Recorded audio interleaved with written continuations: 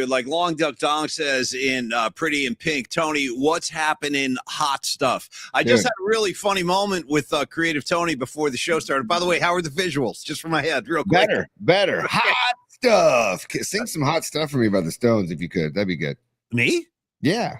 Hot stuff. Can't get enough. Let me get the whole Jagger. Hold on. Let me get the whole thing going. Hot stuff. Shake it up. Can't get enough. Dude, there's a nice little funk groove running through there. But anyway, before the show, we had a little funny moment, and I was laughing during the show open, Tony, because I had a Boogie Nights flashback. Tony was telling me right before the show was about to start, he goes, Paulie Mac, you look all blurry. You got to leave the link and come back. And I go, no, I said, Tony, let me leave the link and come back. And he goes, no, we don't have enough time. And I go, no, I want to look better. I don't want to be blurry on the show. And he goes like this. Tony goes, do it quickly. And I go, okay. So I did it. And then I came back and here we are. But dude, when I was waiting for the whole thing to reboot, I started thinking about Boogie Nights, because the scene in Boogie Nights where Mark, I'm like a black belt of Boogie. I love Boogie Nights. So in Boogie Nights, Mark Wahlberg is about to shoot his first ever, adult lovemaking scene, and it's with Julianne Moore, and they're shooting the scene, and everything's going great and all this, and then all of a sudden, like the assistant director or whatever, William Macy, is that his name? William H. Macy? Yeah. He comes up to Burt Reynolds and he goes, and he's like whispering because they're going at it, and Macy goes, we're about to run out of film. I got to change reels, and then dude, Burt Reynolds is smoking a button. He goes, do it quickly. Yeah. So, yes, I remember that. Yeah, he goes, he's like all in hushed tones. Do it quickly, dude. And that was you. You were just getting your Burt Reynolds on with me. Do it quickly. So anyway, you can't mention Boogie Nights without. You got the touch. Oh, and then come on. Where'd it go? What happened? You got the power.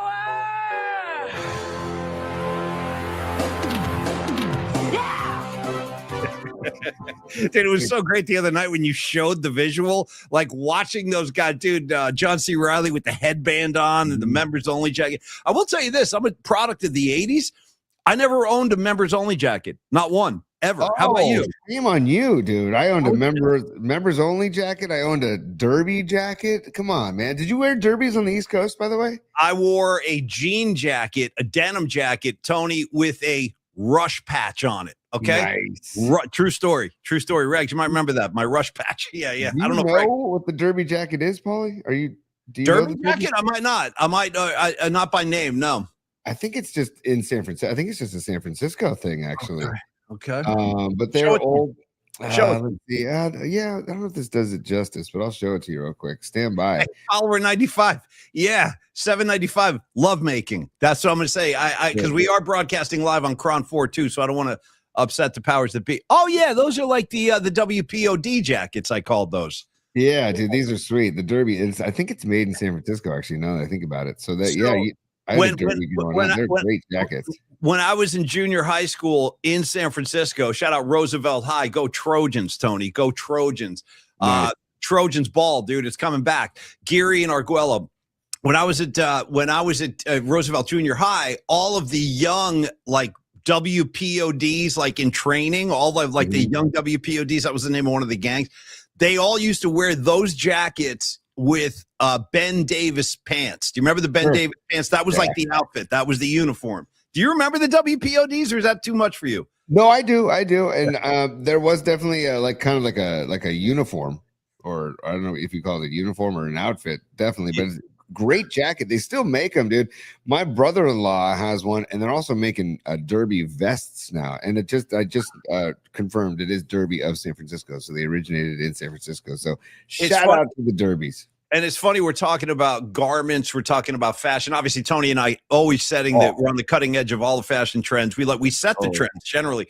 Tony, I'm noticing that you're not properly attired for Aerobic Tuesday. Here's a chance to defend yourself. I'll let you speak to your own defense. Go ahead. I got nothing except that I'm just remote and I forgot my robe. And I apologize wholeheartely because this is probably the third time I've forgotten, and it's shame on me, man. So I need air slaps. I need. Here they come. Here they come. Here's another one. Backhand. Yeah, good. You're set. Okay, good. Yeah. So I apologize, but Paulie, thank you for repping strong. I'm just gonna leave a robe up here. Yeah. Just hang one on a hook, so it's always there. Yeah. I am thoroughly enjoying doing the show from here. It's like I have my studio back at KMBR. It's nice to, you get cabin fever working from home all the time. At least I do. So to get out of there and do it is great. So thank you to Neil Donardi Longbridge Pizza for letting us. Paulie, we got some news coming down at the bottom of the hour. We've got Jimmy Butler news. We got Robert Saleh. They're not even news anymore, but we got to react to this stuff. We do. We have a national championship to talk about. We have another Golden State Warrior game tonight. They win last night. They're going right back at it again tonight. Their 7th back-to-back of the year. Thanks, NBA. Thanks so much for that. Tonight, in comes the Toronto Raptors. They had another big win last night. Warriors, in spite of the – maybe we should start right there. Why don't we just start with Jimmy Butler? Going to be totally honest with you, Tony. I did not – keep a close eye on the Warriors last night. I was consumed by Indiana Hoosier football and David Bruce tweeting from the game and all this. Like, D. Bruce was having a time of his life. And I appreciate that. Like, I can appreciate a school, an alumni group, a student body that's never had a taste of that before. Like the biggest stage in the game, and suddenly – they're a 16-0 team. They had a perfect season. Like it's an incredible story. What were your reactions? I mean, I know some of the purists don't like this. There aren't the old school, like blue blood, kind of where's Alabama? Where's all these, these programs? Where's Georgia? But it's the times they be a change. And shout out Bob Dylan. You better start swimming or you'll sink like a stone because the times they are a changing. Anyway, I'm cool with it. How do you feel about this new landscape, Tony, in sports? Turning face is strange. Changes. Paulie, the reason those schools existed for so long because there wasn't a setup like this where teams had to go out and actually play the games to prove how good they are in clutch moments, dude. I love that we had a 10 seed in the championship in Miami. I felt good about Indiana winning the game, but I also loved the games leading up to the national championship, man. So are you speaking specifically about the Indiana games or the whole landscape? Like the whole landscape, like the Ole Miss little run that Ole Miss went on. And James Madison, though, see, some people don't like the fact that those teams were there and then they just got rolled right over like that. I understand that. I mean, they could maybe review that in the off season, but I still like the playoff format. Extend it to, if you want, make it a bigger format. Make it, I don't know, just extend it, add more teams. But I like that the teams have to go out and play football instead of just a group of dudes getting in a room and saying they're number one. Okay, they're number one because I said they're number one. Yeah, yeah. Show me, prove it. On the field. And Indiana, tip of the cap, 16-0. They did it, dude. They proved it on the field, man. Incredible. And the thing that just jumped out at me watching Indiana throughout the whole playoffs, where let's see, they beat up, they blew out Alabama, they blew out Oregon.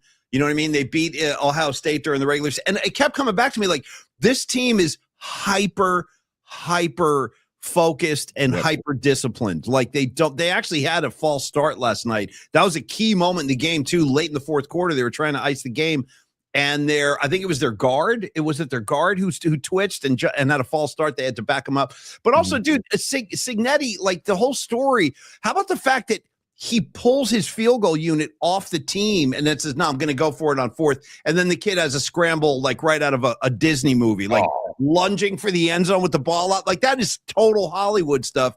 I wouldn't have believed it unless I saw it with my own eyes. It really was. It was like a Hollywood motion picture, man. I was laughing last night because you mentioned probably extremely well coached team, Indiana. And you got to give credit to Miami too and Cristobal too. I mean, his post game comments, Cristobal, outside the locker room were I actually didn't see him. I didn't see his post game. Can you share some of that with me? Because I missed him. Just very humble and also very sad and very emotional about how much he loved his guys, but he also was very complimentary to Indiana. And it was really a classy. I was not expecting that. It was really a classy post-game interview. And I also loved Ray Lewis, Michael Irvin. Dude, sorry, guys. Michael Irvin was on the field for the coin flip. Did you see that? He walked out with the captains. This guy, I can't. We talked about him yesterday. They just lampooned him on SNL. They did a Michael Irvin like parody, and there he is, dude. He's out there with the captains flipping the coin. Like I don't know how much more involved he could be. Hold on a second, man. I apologize. Neil Donardi just walked into the room and left something, and then left. So he dropped something off in the room. I need to go get it, Paulie, for a second. Okay, and I'll be right back. It's literally right here. Stand by. Okay. If you can hold the show down for a second. I will. I hope this is a show and tell thing. I don't know what he's about to present. I hope it's not some food item too, because that's going to drive me crazy. That's a weird thing about doing the show at high noon every day. We're working right through the lunch break. You know what I mean? So by the time the show ends, I'm always ready to eat a horse. I don't know what he's going to bring up, but if it's maybe it's a robe. I bet you it's a robe. Neil Hurd, I bet you that's. I'm going to call it right now, like Babe Ruth. I'm pointing towards the outfield fence. Neil Hurd, Tony forgot his robe. He rushed upstairs. There's going to be. I called it. There it is. Nice, dude. Oh. Dude, what? Okay, holy smokes! What do you? Perfect for.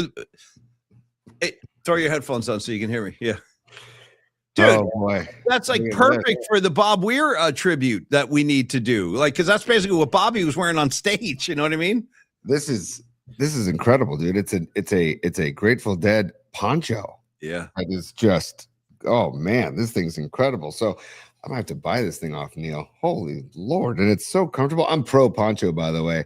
I love a good poncho, man. So thank you to Notes and Hoodie. So did Bob Weir. Yeah. Wow. We talked about style early on in the show, Paulie. In a few minutes of the show. You want to talk about somebody whose style I loved was Bob Weir's, because he was all about comfort, y'all. Or comfort, Daisy Dukes. I mean, he really was. He did it all. By the way, Mark Wiseman checking in. Poncho Tony, wear that tonight to our draft. He said. We have our Little League Majors draft. It's the last draft of my son's Little League career tonight, man. I'm very emotional. It's the last draft. The last draft for love. All right, Tony, your last draft tonight. Now, that turns into a big excuse to have a couple cold beers, I would think. Probably. Oh. Definitely, and the league pays for it. They cater the event and provide beverages as well. And we got like 11 rounds tonight of player draft tonight. Jesus Christ. And my role on the Little League board is to run the draft. So me and my buddy Jordan Trott, we run the draft as the. Let's be honest. Should we be entrusting you to that kind of responsibility? That sounds like a very serious responsibility for a guy like you. I don't know. What do your response?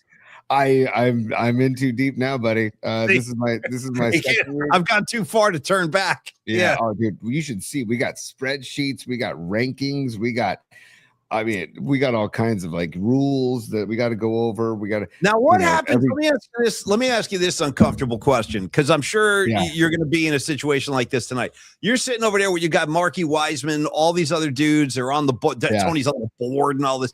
And you're evaluating kids and you're looking at your graphs and you're looking at your charts. And then all of a sudden, one of the guys on the board's kid comes up in the evaluation, and you know deep down this kid can't play ball, can't do it. But because he's a son of a guy on the board, now we got to elevate him. Oh, no, the glove is really coming along. He's been hitting great. I mean, do you have to embellish in order to save the feelings and ego of some of your fellow board members? Tony, I'll take all your responses. No, Paulie, that's why we have the evaluations where all of the coaches are there to rank the kids on their own. And then any board member is invited to attend the evaluations if they'd like to. So how many members on this board? How many members are we talking about? Too many. I think we're over 30. You know? Yeah. 30? Yeah. Oh, you're not going to get anything done. This is going to be a mess. This whole thing's going to be a mess. Tonight's only the coaches and the player agents. That's it. So, and I'm a player agent. That's my board role. So that's the draft tonight. Don Peralta asking, will Farhan be there? Legitimate question. Dude, I sure hope not. But I will say, draft strategies matter in these. You got to all 12-year-olds must be drafted. By the way, that's a rule. So if it's your last year in Little League, you got to be drafted. So you got to make sure that all the 12-year-olds get drafted, and then you go from there to the 11s and 10s. And we have 88 spots for majors this year, like that we have to fill, and 54 of them will be filled by 12-year-olds. So not a lot of open spots for the younger kids. So we'll see what happens tonight, buddy.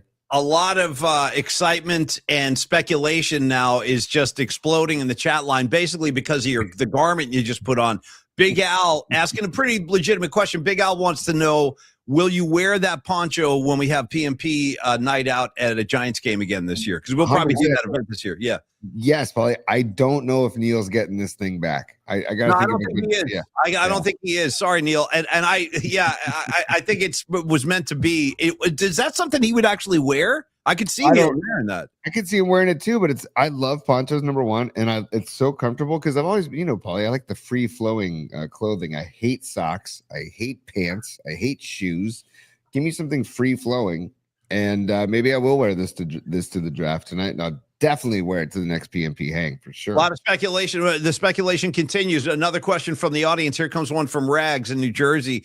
Tony, will you be commando underneath the poncho tonight at the meeting? Legitimate question.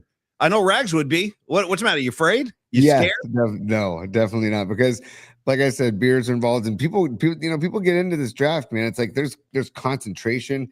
Like there was like, do we have a draft clock or do we not have a draft clock? Then it's discussions about player rankings and draft strategies, and it's wild, man. I gotta say, if I could encourage some bad behavior right here, I want you to consider this, Tony. If now you remember, I don't know about you. I think we've talked about this. I'm pretty sure you're on board.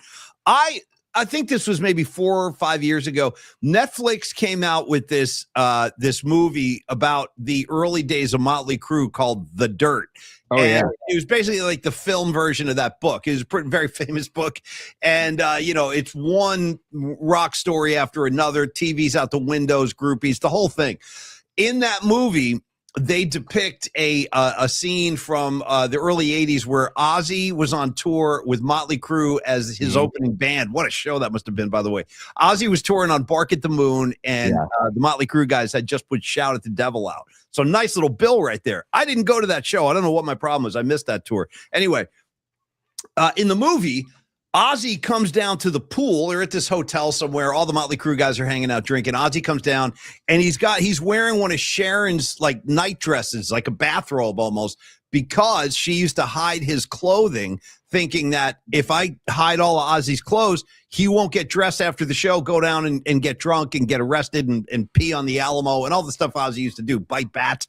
So anyway, Ozzy walks down to the pool. He's wearing, and this is my question. Here comes the question within the story. When Ozzy walked down to the pool, he saw the Motley Crue guys, and he's wearing like Sharon's dress, and he goes like this. He goes, and he like lifts his dress up so there's nothing there. It just flashes the entire band. Will you do that tonight at the board meeting? That was my question. I would think it would take a few pops for me to do that first, maybe a few pops, and if I get those into my belly, then maybe I might do it. But I have Ozzy's response. Oh no, please God help me. Oh boy, fun times. I'll report back on the draft tomorrow and tomorrow night's night flight. We'll have all of the San Carlos Little League Giants will be assembled. The roster will be assembled by the next time we do a show tomorrow night. So, okay, Tony, couple quick things here. I want to talk about Jimmy Butler a little bit, but we got a bunch of supers. Why don't we handle some business? Then we'll talk about supers, and we're going to meet a brand new friend of the program today. Where I'm very happy. We're going to introduce to everybody in the PMP familia my good friend Tom Stack. He's just signed on with PMP as our newest sponsor. He does real estate primarily in the East Bay. We're going to meet him a little bit later. And he happens to be, by the way, he has been a friend of mine for a long time. Tony grew up with him too. And he is a card-carrying member of the Grateful Dead family. Like, he used to work for the band. He was telling us the other day, we had a meeting with Tom. He was telling us, ready for this one? I was like, this is the kind of thing that makes my head explode. He was like, yeah, you guys, I was at the last show at Winterland in 74. I'm like, whoa, dude, stop it right there. Last show at Winterland in 74. I'm like, damn it. So anyway, Tom Stack will be with us a little bit later on in the program. But Tony, why don't we do some supers, and then we'll talk a little Jimmy Butler, because I got a few things I want to say about that, about Butler. Supers, and also here's a tease for Tom Stack. Just wait until you hear how many shows he attended. Just wait till you hear that number. That's mind-boggling. So hang on. Stand by. Business time. Oh, yeah. It's business time. All right. Do you want the long, too? Do you want the long version, I too? always want the long one. Always. There we go. It's business. It's business time. I know what you're trying to say. You're trying to say it's time for business. It's business time. Ooh. you know what? I don't think that's ever going to get old in my mind. No, I love it every day. I walk around my house singing it, actually. It's business. Yeah. It's business time. I know what you're trying to say. Like, I can't get it out of my head. It's a great hook. You're trying to say it's time for business. It's business time. Ooh, here we go. Escobar Cheeks the third is the first super of the day, and he says, "Dead poncho." Yeah, dude. That's basically what Neil Donardi brought up for me on this Roby Tuesday. This may have to become my new robe of the because I remember I had the beach towel robe / poncho. I do. This might replace that. So thank you. That's what you wore to the Giants game last summer. Mm-hmm. Yeah. That was the poncho. Yeah. That's when that is when Humdinger 87 and I, Leah Phillips, were on a Lime scooter cruising to the ballpark, and I had the poncho on. So look at Will Sparks now. Look at Will Sparks jumping over the railing to scold me about Grateful Dead. All right, Will Sparks, let's go head to head on this one. You want to take me on? Let's go. Let's go. The last show at Winterland when the band took a hiatus, Holmes. Come on. I didn't think I had to clarify that for a minute. You don't think I know that they closed the Winterland in 78? You don't think I know that? You don't think I know the Blues Brothers open? Come on, man. Come on. Who are you talking to? I'm talking about the last show is 74. What was it? 10/19/74? Come on, Will Sparks. You're better than that. You know me. I know what we're doing here. Let's settle it down now. Settle down. All right, Tony, go ahead. Back to the careful with Will Sparks, man. He works with knives, man, and he donated a knife to the PMP party in December, man. He's got blades, man. Careful. Careful. Listen, see, Robot Centaur is trying to issue a friendly warning. Don't start on this, Will Sparks. Let's not go down a road we're all going to regret. You know what I mean? Don't make me have to go on a rampage. And by the way, I'm hoping that that when Will Sparks is like on a call, like with a new potential client, I hope he does like Robert De Niro in The Fan. Pulls his leg pant up and just starts shaving hairs off his calf. Do you remember that? Dude? Yeah, De Niro just shaving hair off his leg. Hey, look how sharp it is. And he's just shaving the hair off his leg. Anyway, I hope that's one of your go-to movements, Will Sparks. Stand by. The second super is we don't need no sneaking badges. Greg, thank you for the super, brother. He says, here's a hot dog money for the last kid draft. Oh, nice. Here's hot dog money for the last kid drafted. Dude, right on, man.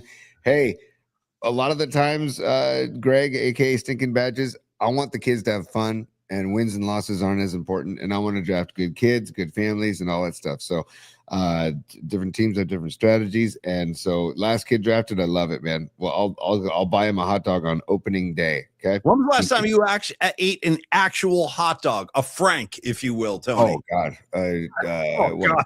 Yeah, 15 years ago, probably. I don't know. Okay. Yeah, we don't have to go into it, but yeah, 15 years ago, probably. What was your go-to? What was like your go-to dog? I'm a Nathan's guy. I like Nathan's. Those are my favorite. Nathan's is pretty good. Although, dude, just a ballpark Frank. What's wrong with a ballpark Frank? Tony, a Frank. You know what I mean? How about the name Frankfurter? Right? Yeah. I don't know. Just Frankfurter. Yeah. Dude, like the next time you say like, yeah, we're gonna have some Frankfurters. That'd be good if you said that. Like, come on over. I'm gonna grill up some Frankfurters, right? Yeah, totally. Escobar Cheeks the third, another super. He says Commando like Ed Hockey in his judge's robe. Dude, nice. And Commando, I don't think I can do it, man, because I need to, I don't know. I did Commando at the Fish New Year's Y2K show, 99 to 2000. I wore a skirt, the long ankle skirt. Commando underneath that?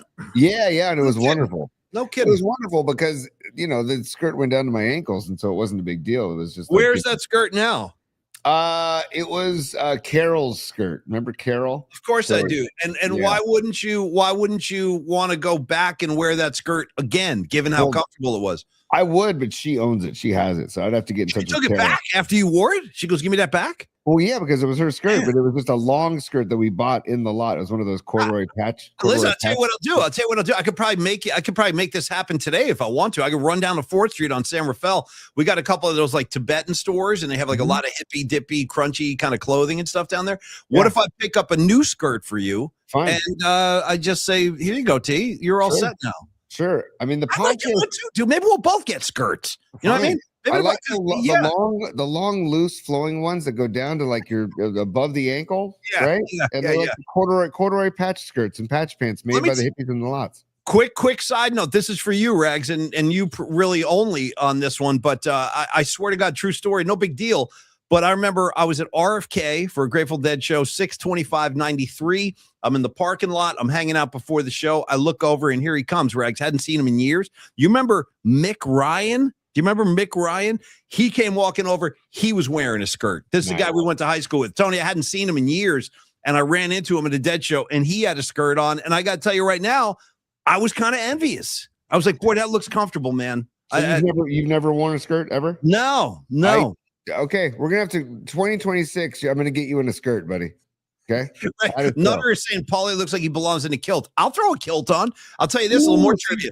Kilt's a little bit of a that's high mid thigh. We're going or above the knee. You're going above the knee. You're going above the knee, and let's not forget, you also have to have the dagger kind of taped to your calf. You got the dagger, bro. And you're definitely going commando on a kilt, like out of respect.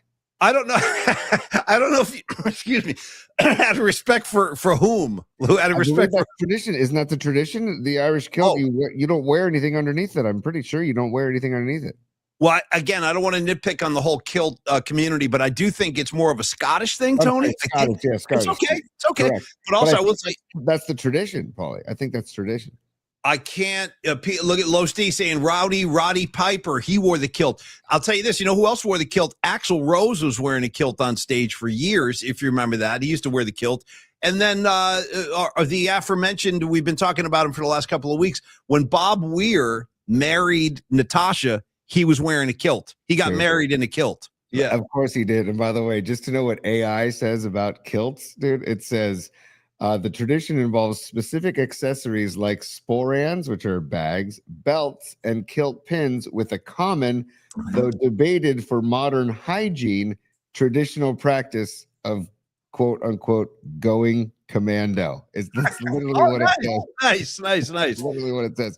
Let's keep going with the supers before we get to Tom's back. And we haven't even talked Saleh yet, dude, and I'm not happy with Bob Saleh, by the way. I wasn't happy with him yesterday. I don't know if you remember on the show yesterday, I lost it a little bit on Bob Saleh. I was really pissed off that he was taking meetings and interviews during the week, bro. Finish. How dedicated to this job are you if you're not even focused on the game and he's doing 2 interviews on a Thursday before he's got a playoff game on a Saturday? That rubbed me the wrong way, too. But finish your supers and we'll dive into that. In the Motley Crue song, Use It or Lose It, Sweet Pain is the name of the game. Like, I feel like Bob Saleh used the Niners, just used us like a piece. I don't know, a trash receptacle. Like Kinnicky used Rizzo with the 25 cents insurance policy that he talked about. Exactly, man. Yeah. Stand by on that note, right? Rules are there ain't no rules. Okay, and I know Bob Saleh. Let's be honest. I do think that Kinnicky did use Rizzo in that sequence there. Yeah. That's why Kinnicky kind of had it coming to him, man. He had a little bad karma. So what did he have coming? The pregnancy or the car door to the head or both? Both. Okay. Both. Yeah. You know? But Rizzo, dude, when Rizzo comes down on that Ferris wheel and she goes, "I'm not pregnant." Dude, and Rizzo is like, he's back to his old self again. He's carefree. He's loose. You know what I mean? Yeah. Just give me Sandra D in the leather pants. That's all I want. And by the way, let me just Paulie, tell me about it. Stud smoking butts, putting them out with the shoe. Yeah. Let me ask you this though, Tony. I got to be honest with you. When I saw Grease as a kid at the Alexandria Theater on 18th and Geary, that's where I saw it multiple times. Once they start getting into the whole pregnancy thing, I'm like, wow, that's some pretty adult content. I was like 10, dude, when that movie came out. 10 years old. I didn't know what the phrase "bun in the oven" meant, and they're whispering it to each other. Rizzo's got a bun in the oven. Rizzo's got a bun in the oven. I was like, what the hell does "bun in the oven" mean? Dude, it goes through the whole school in like 30 seconds. Rizzo's got a bun in the oven. Rizzo's got a bun in the oven. And these guys are just turning and passing it. I don't know if anybody out there likes Grease as much as we do. Obviously, you can see we're pretty carried away with it. Yeah. Hang on. We got to finish the supers and then we'll keep carrying on. And Rizzo's got a bun in the oven. Rizzo's got a bun in the oven. Yeah. We got to talk Saleh at some point today, and Jimmy Butler too. I want to talk Butler. I'm ready. Yeah. Let's see. Stinking badges again. How does Tony feel about our kilts? Well, I love a kilt. If you got to do it like, traditional, go commando, right? Hey, Greg, thank you so much for the super, brother. Dom Peralta checking in as a super. He says, San Carlos Little League Giants alumni shout out. Oh, dude, Dom played for the San Carlos Little League Giants. There's particles right there, dude. Particles right there. Nice. That's incredible, Dom. Yes, I will keep you posted. And my son, Dom, and Dom Peralta, both San Carlos Little League Giants. That's freaking rad. I love it, Dom. That's what it's supposed to happen the way it's happening. Patty from Napa is a super, and she says the robe looks great. Excited about Tom Stack. We are finally home from the run. Great, Patty. Hopefully you did a post-run stretch. The post-run stretch is just as important as the pre-run stretch. And a little post-run hydration, maybe a little post. I don't want to overstep any lines here, but maybe I'm just saying a little afternoon delight. You know what I mean? A little post-run makeout session, maybe. I don't know. I'm just feeling it. Pre-shower or post-shower? Ooh, well, now that you're getting old, that's a little too suggestive. I don't. You know what I mean? That's up to y'all. That's between you. My name's Paul. That's between y'all. Okay. Also, want to shout out Big Al in Chico again, dude. He's coming back with "Let's Not Sleep on Cha-Cha DeGregorio" or whatever her last name is. Cha-Cha DeGregorio, the best dancer at St. Bernadette's. With do you still have access to the Cha-Cha slaps? I'd have to dig. I think you should have that on hand at all times, Tony. I think that's going to be one that No, I'm just being honest because we call for that a lot. I think that you need to retrieve it. You need to save it. And put it in your little bank of other videos that you keep because we need it a lot. Yeah, Noemi, that's kind of what I was suggesting. But that's between Mikey and Patty. I don't know. I'm feeling very loose today. Maybe it's the robe. I don't know what. I'm feeling very spicy. Tony. Dude. Big Al. He had the great reference, dude. And I don't know if Big Al was with us when we had that thing months ago when we did a whole feature on her. I want him to make sure he knows that we know. Here we go. Okay. I did a quick search, so stand by. Here we go. Okay. By the way, she's supposed to be like a senior in high school. Beautiful. Dude, she's like 33 right there. Totally, yeah. Here we go.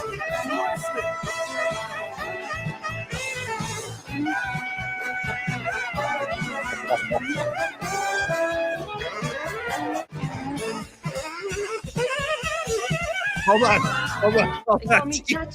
Yeah. Hold on, man. Wait a minute. Who is it? Craterface doing the slapping or Kanicki? I do forget. I think it's Kanicki, dude. Kanicki's the one that does the slapping. I think it's Craterface. We had this discussion before, dude. Okay. My bad. Yeah. All right. Yeah. And this isn't the right clip because this is before it happened. By the way, look at Lorenzo Lamas in the back. I see him. It's a great look at the other guy to the right. Look at the teacher to the right of a Travolta right there. Kind of looks like Don Knotts right there.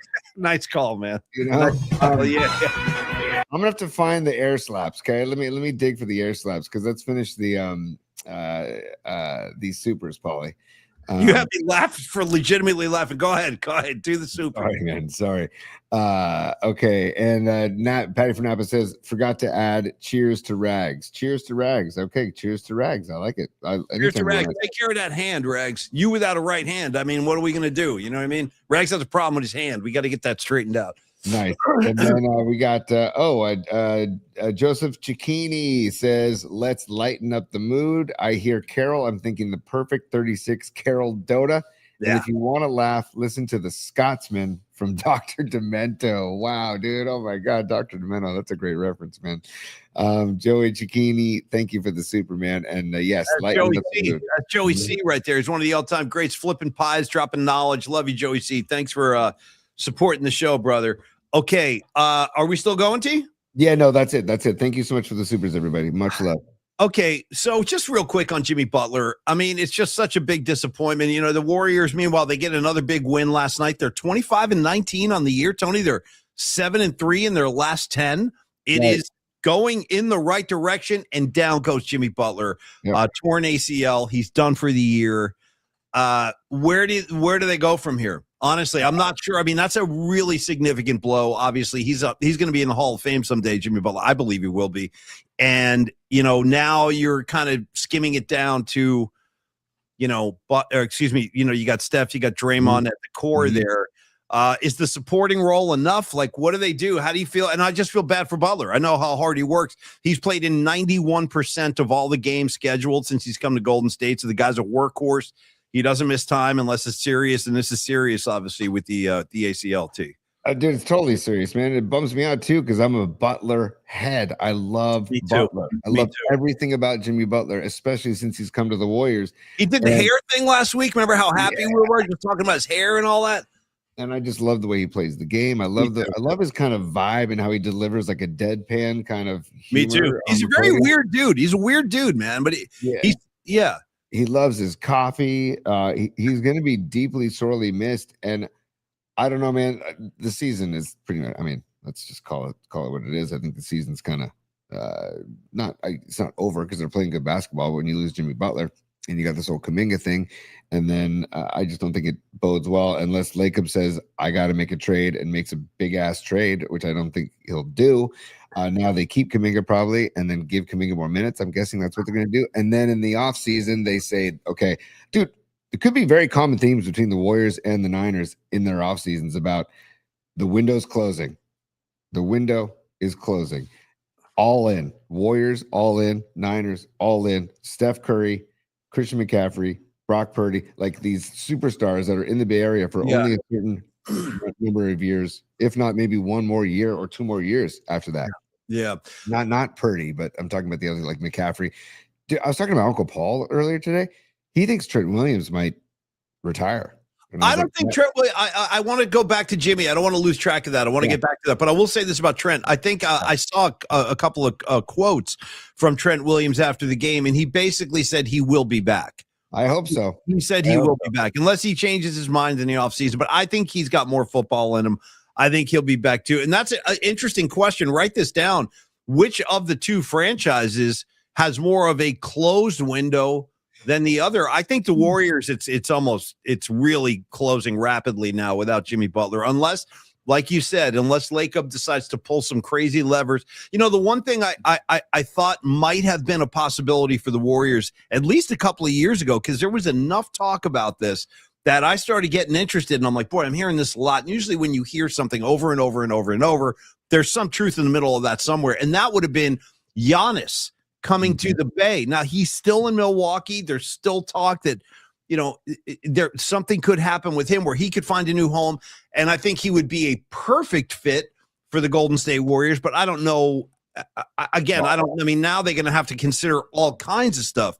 What do you think the reality of that is, or the likelihood of that is? Like Lacob, like pulling some like crazy lever to get another big time player in here. He would be an amazing fit. And the Bucks are 18-24, man. That's not exactly like it's fun in Milwaukee right now. And the other night, and we had a note to talk about this. We never got to it, about how the Bucks were booing the fans were booing the Bucks.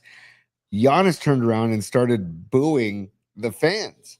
And it's like, you want to talk about a bad scene that he probably wants to get himself out of. Yeah, the Milwaukee situation. So if Lacob were to pull something like that, then just tip of the cap, Joe, and go do your thing and make stuff happen. But I don't know. It's a pretty big deal. That'd be amazing to see Giannis in the Bay. Yeah, and I'm seeing this idea repeated multiple times. Little J is saying it. Los D is saying it. The San Jose Sharks are probably the Bay Area team with the biggest upside right now. Mm-hmm. Young talent growing together. Los D, I second all that. What an exciting season they're giving us right now. And you know what's so funny about it? I got to be honest. Like Tony, I'm like a great example of, you know, there was a time in my life when hockey was my favorite sport, where I was a lunatic hockey fan. I've cooled off considerably, but now that the Sharks are playing good hockey, I'm watching again. I'm just being honest. I've started watching their games again. Like, they are a really fun team to watch, and you can feel the sizzle coming off that the ice when they're playing, man. They're a lot of fun to watch, and it is fun to watch a young team like that gel and grow together. Tony, I'm sorry. Key word right there, Paulie. Key word you just said. Young team, right? The problem with the 49ers and the Warriors is that they're getting older. Kittle, Trent Williams, McCaffrey, older. Right. Let me hijack the show real quick, Tony, because you know me, I'm an opportunist, and you open the door. I got to come charging right through. What did you just say the Sharks were? They're a what team? Young.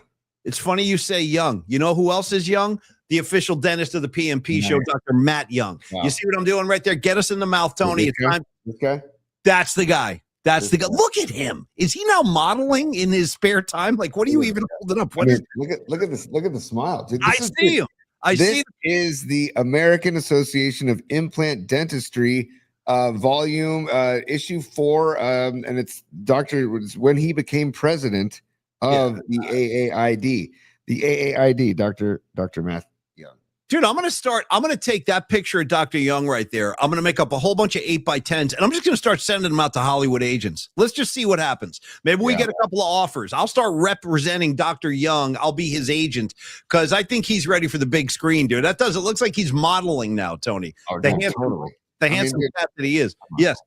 And then this is I see him. Right? It's just amazing. Oh, that's a nice shot. Nice shot. They're a lovely family. Let's talk about Dr. Matt Young. He is the official dentist and the official dental home of all of us here in the Polymac Particle community and familia. Anytime you are, now I know a lot of people have gone through hell with their health plans, but if your health plan is still alive and you're looking to make a change in terms of your dental provider, you're going to definitely want to get on down to Dr. Matt Young's office. Thank you. I feel much better in the mouth, Tony. Thank you. Got to be in the mouth. Got to be in the mouth. And it brings back like kind of feelings of the Rolling Stones too. All we need is the big tongue flopping out, and we got ourselves a Stones logo. Excuse me. Dr. Matt Young been in business over 25 years. We've talked a lot about him on the program in terms of his personality, his demeanor, how much of a relaxed dude he is, and how well he's taking care of the PMP community. Like, that is one of the areas in life where I think it pays to have a friend. It's like knowing someone who's a mechanic. You know what I mean? Like, you're not going to get screwed if the guy's like a friend or a family relative. That's how it is with Dr. Young, too. You can totally trust him when you go into his office. And again, the great thing I like to talk about is his relaxed, calm, casual, confident demeanor, where he will do whatever you need done to relax you. If you're uptight, like I was for many, many years going to the dental office, I'm not making fun. I totally get it. It can be a nerve-wracking thing going in there. You don't know what's going to happen. You feel bad. They're in your mouth. You're like, hey, look at this. I got another cavity in here. It's like, oh, damn.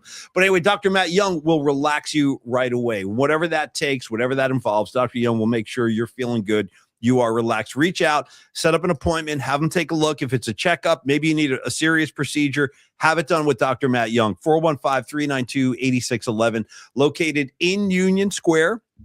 Dr. Young's been in the business over 25 years. As Tony showed you in the modeling brochure we saw before the show, he is the president of the American Academy of Implant Dentistry, 490 Post Street, Union Square. Tony, can't say enough good things about my main man, Dr. Matt Young. Dude, absolutely, man. I can speak firsthand. I've had a crown put in from Dr. Young. I've had a cavity taken care of from Dr. Young. My two children, Dominic and Olivia, now see Dr. Young. They've had 2 visits with him.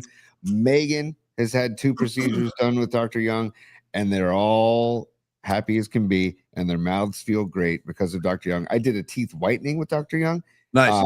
You came out of there looking great, by the way. You really did. Like, he really did a great job on whitening up your whole smile. And the reason I did that is because Olivia and I brush our teeth together, and she'd be like, Dad, God, your teeth are really yellow, Dad. Yeah, Dad, you're bumming me out. You know what I mean? Your only daughter, you're bumming me out. You're going to be dropping me off at school, and you're going to scare all my friends with that mouth of yours. Yeah. Totally, man. Yeah. So, but everybody super happy with their experience with Dr. Young and the Young Dental Group. And the check-ins from Dr. Young on the kids, on Megan, on myself via text or a phone call. And then also, Paulie, I'm also happy to report that Escobar Cheeks III over the weekend on Saturday, because yes, the Young Dental Group is open on Saturdays, 8 a.m. to 4 p.m. What other dental group is open on Saturdays, by the way, Paulie? I don't know of any. I don't know. They're all on the golf course on Saturday, Tony, except Dr. Young. He's out there doing work. Why, did Escobar go in for a Saturday appointment? Escobar went in Saturday with Dr. Young, so he is now checked out the Dr. Young experience. We should ask Escobar if he played any music when he got the headphones, because Dr. Young will give you the headphones and ask for music if you want to listen. I hope Escobar just walked in and Dr. Young was like, Escobar, is there any kind of music I can get you? And I hope Escobar just went like this, no words necessary. Escobar just went. Mike Reno. Yeah, hey Doc, can I get some Mike Reno? Can I get some Turn Me Loose? How about Turn Me Loose, Doc? Dude, do you have Hot Girls in Love? Because I'd love to hear that right now. By the way, Humdinger 87, another one of our great family members. I see you in the chat right now. Good to see you, dear. She says when she goes to the dentist, she likes to ask for the gas to calm her nerves and stuff. I'm the same way. And I don't feel the least bit like awkward about that. Like he knows it's something I need to calm me down, like if we're having a procedure. Yep. It's just my preference. But my point is, yes, Humdinger, he will do that. He will do whatever you request to make you comfortable throughout the appointment. Yes. Yeah, absolutely. Boboso, Bearded Bob, back on the chat today. What's up, Bob? And he says, so is it all you can eat with the NO2? And I said, I don't think it's all you can eat, but it's definitely there. I mean, it's not a dead show. He's not selling balloons. You know what I mean? No, he's not walking around Union Square like with balloons. He's providing a service, and the service costs money, as Mike Damone would say, Tony. Yes. Yeah. Oh, it's too funny. By the way, the balloon scene is, well, we can't go in there. Not during a spot. But the balloon scene's gotten out of control at shows, man. There was out of control at the Primus show. There was a guy in a monkey mask walking around with a balloon. It was kind of startling, actually. The guy with the ape mask who was carrying a balloon. Yeah. He was wearing a Baltimore Orioles jersey on the back. I thought that was a Giants jersey. That wasn't. No, it was an Orioles jersey, and it had number 25, had 25 on the back of it, and just said the last name was Primus.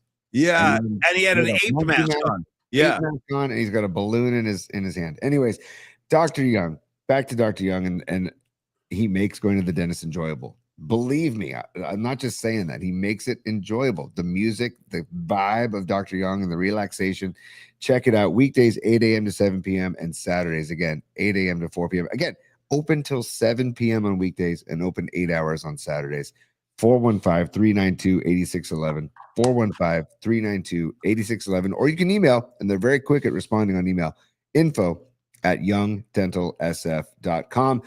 And the Bills, we'll talk to Dr. Matt Young about his Bills later on, about the new coach, the coaching search.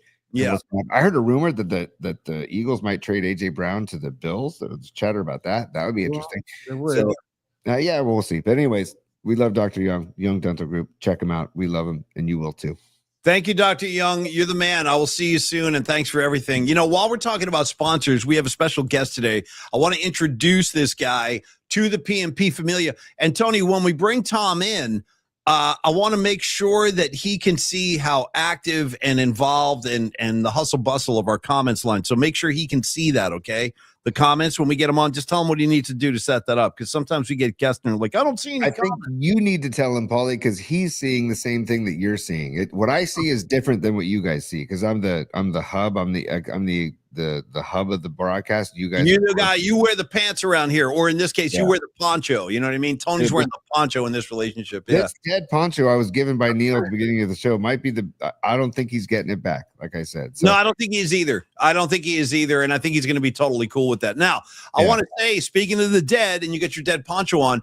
My friend here, Tom Stack, he's just signed on to PMP as our newest sponsor, so we're thrilled to have him. He is a broker with Coldwell Banker Realty, and we'll talk about his services. We're not doing like a formal spot today, Tony. I just want to get Tom on and pick his brain a little bit, because he was front and center at the Bobby ceremony on Saturday at City Hall. He was literally, I think he was up in the front with the friends and family. So he had a lot of good kind of perspective and takeaways from that event. Long-time Deadhead, long-time card-carrying member of the Dead family, close friend of Bill Walton, just giving you some kind of highlights about Tom. And I just want everybody, Tommy Peralta's already given him a nickname, Tommy Two Stacks. Hey, whatever works. He's going to get a nickname at some point, so we might as well get the party started today. All right, let's bring him in, Tony. Let's talk to Tom Stack and meet him as we are. Yeah, there he is. What is up, Tommy? What's up, Tom? What up, fellas? Good. So for Jimmy, do I rock this or Yeah, leave it on. You know, we'll leave it on for today.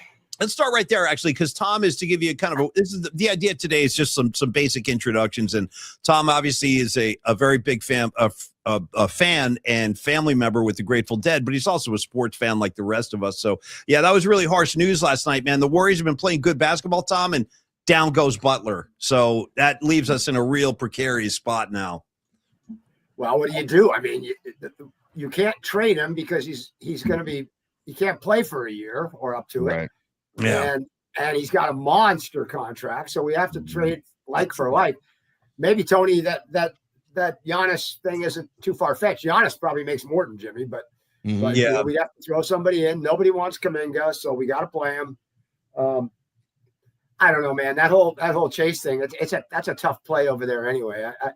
I went over for the SISH game last Friday, and it's manageable when there's 6,500 people there. Right. You know, but boy, I sure do miss Oracle and hopping BART from my house and being home and no bridge. And it's an hour.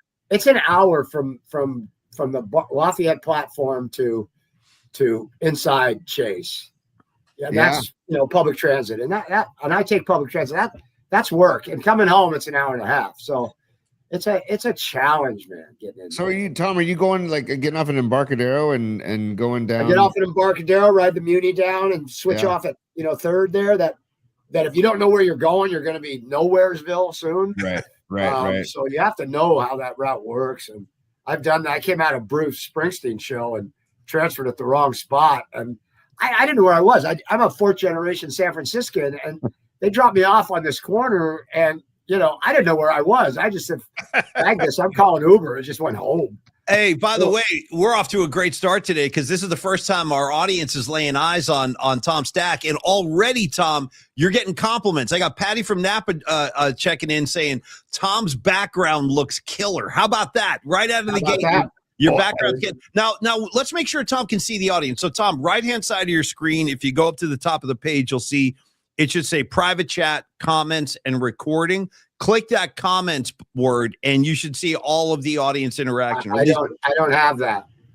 Tony, help him out. What do we do? Because I want Tom to see the hustle bustle. I want him to see I've never seen what Tom's looking at. So I've always been the hub. I've never been a guest. So I don't know. This is supposed to happen at sound check. You can't. Well, you can't see the comments in sound check because they aren't live because we aren't live and you don't have any comments. So that's all right. It's kind of impossible. Don't worry about it. But let's get to business. We'll relay them to you because so far, dude, and more nicknames. Here comes Sweet Mad Hatter saying new nickname for Tom, Stack Attack. Then we got that one. Stack Attack. I got Stack Attack. Will Sparks is inquiring about the gold record behind you. He says, who's the gold record behind you? That's the Marshall Tucker Band, Carolina Dreams, with Heard It in a Love Song and all that. Nice. Bonnie Simmons, if you know that name, she's on KPFA now, but as I grew up, she was a KSAN jock and had a lot to do with the A&R part of KSAN when KSAN was the rock and roll station. Right after KMET from LA, it was KSAN. Yeah. And I am talking, 72 to 77 about. So Bonnie was a DJ there with a great voice. And I've known her after that, which was an honor. But I ended up selling her house a couple of years back. And she had it downstairs. Bonnie has a record collection somewhere near 5,000 records. And they're alphabetized on shelves. Damn. So that was a big thing for her to have to move those and keep them in alphabetical order. So she opened up a drawer. Her records in her work studio was downstairs. Bonnie also she's one of the drivers around Hardly Strictly Bluegrass. So she's busy all year long. She's also the executive director of Bill Graham Foundation. Nice. Which had the party at the Fillmore Saturday when we all heard the news about Bobby. We were all together in the Fillmore, which was, I could have been in Trader Joe's, you know what I mean? Right. But I was at the Fillmore with people I toured with Grateful Dead staff and family, with all the old Blue Coats, who is it? We got to give the backstory of Tom. I should say this too, and we'll kind of fill in the blanks as we go. But Tom is obviously he's a very active member of the community. He loves the music scene, and Tom himself. We'll finish the Bonnie story. I'll forget it. Yeah, go for it. I'm not smoking right now. Yeah. So Bonnie opens the drawer under the stairs. All right. And there are 50 gold records. Wow. Yeah. Because all the KSAN broke all these bands, right? Yeah. Yeah. So she goes, what, you want one? And I went through it. A couple of them were to my taste, but the first Dire Straits record was in there. Ooh. But that's just a white cover kind of. It didn't have a lot of punch, although that record was transformative. She had a bunch of them, but I took two. She gave me two. One was Al Jarreau. And the reason I grabbed Al Jarreau is because Al was my friend Eddie Joe Chavez, who set all the records at Santa Clara before Steve Nash. Nice. Al Jarreau was the Chavez boys. There's 6 boys in the Chavez family. They're famous in Marin. They're all Drake High guys. Nice. Now Archie Williams. But Al Jarreau was the boys' babysitter. What? Yeah. That's wild. And so I saw that and I thought Eddie's mom's still with us. All the boys and mom's still with us. So I thought Eileen would love the Al Jarreau record for her house. So I grabbed that, and I grabbed that one, that Marshall Tucker, because it's a great record and one of my favorite bands, and some great songs on it. So it does say awarded to Bonnie Simmons. So we're just to be honest, but it's a cool piece. Yeah. And then that one over there, Paul, is the closing of Winterland. Oh yeah. 12/31/78 to your listener. You were wrong, and I didn't have a chat to fix it. But my first show was in that final run when the band was going to retire. That's what I was saying. I was like, of course, it was the last Winterland show in 74, and then Will Sparks is coming at me. Whoa, they played the Winterland. I'm like, I know they played the Winterland. He closed in 78. I was talking about before the hiatus. That's what I was saying. You didn't say it. So here, in Will's defense, it was 10/16, Weir's birthday, to 10/20, 5 in a row.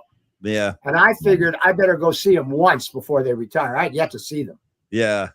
So I went with a bunch of friends, and a buddy had a ticket. I had a car. I was just turned 17. I was a senior in high school.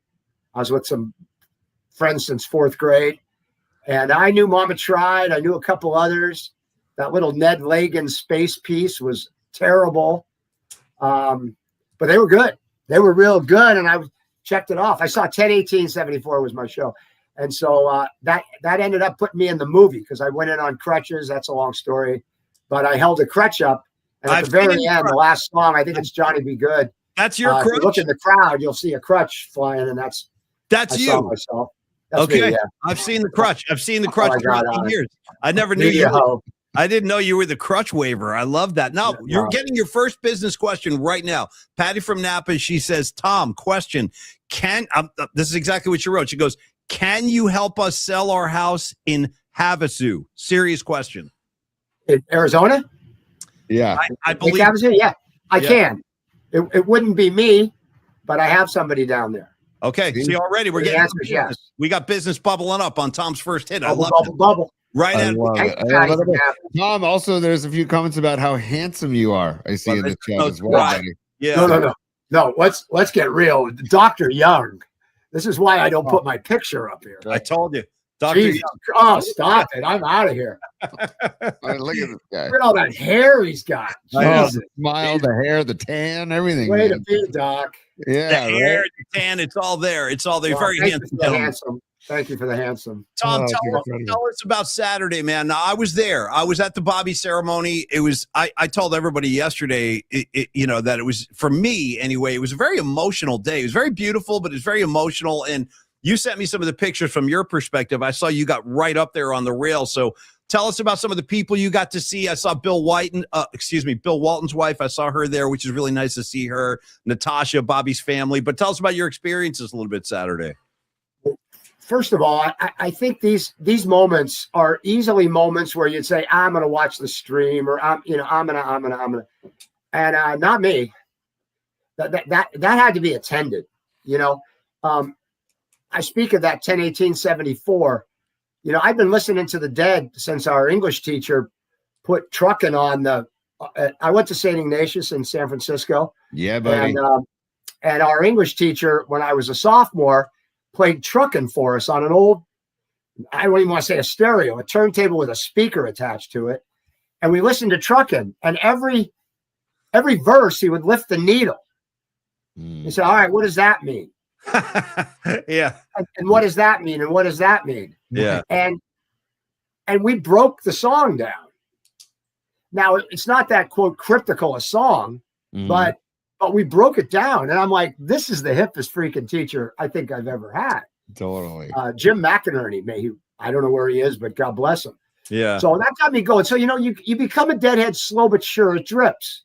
Because at that age, it was Marshall Tucker. It was the Allman Brothers. The Allman Brothers made me a deadhead because of the double drummers.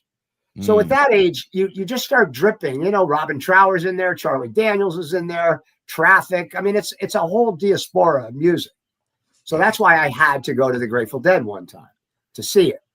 And 432 shows, 27 states, 4 countries later, I realized that was a really good move I made by going there. Saturday, yeah. Look, so to my point, I can say it even though it doesn't mean that, but I've known Bobby since high school. Yeah, you know, he's been in my life, every iteration of him. The just after the ponytail, right? Clean cut Bobby all the way through to this look, whatever it was at the end. Yeah. Robert E. Lee. That I've known the guy since high school. And Lemieux said it. Maybe I've listened to them every day since then. Right. So to say he's your brother is an understatement. I mean, he guided us, and I think a lot of the speakers touched on a lot of neat things. I'm doing some writing right now about my experience around Grateful Dead, and I thought I coined it myself, but I put the term wander and wonder into a story I'm writing. And I was out there Saturday, and Nancy Pelosi said Bobby caused us to wander and to wonder. Yeah, and I'm like, that. Believe it or not, Nancy Pelosi was the first one to make me cry out of this whole deal, which is cool because she went to shows. She went to shows. So I think that, first of all, we needed it. Yeah. Second of all, we all needed as Wavy calls it, good grief. Yeah. We all needed a little good grief. Yeah. And we needed to be together, because if this ain't it, I don't know what's it. If it isn't over now, I don't know what will make it. Mickey inferred that it was. I didn't see a lot of people because I got there pretty early, and my friend was on the rail, and she said, "Come on down." And I was with 5 women that were no taller than 5'5", the whole group of them. So I had a good sight line, and for me, that keeps it intimate. I was never a be on the rail guy or front row guy because I'm tall and I don't want to bug people. But in this case, screw it, because it kept me with no distractions, right?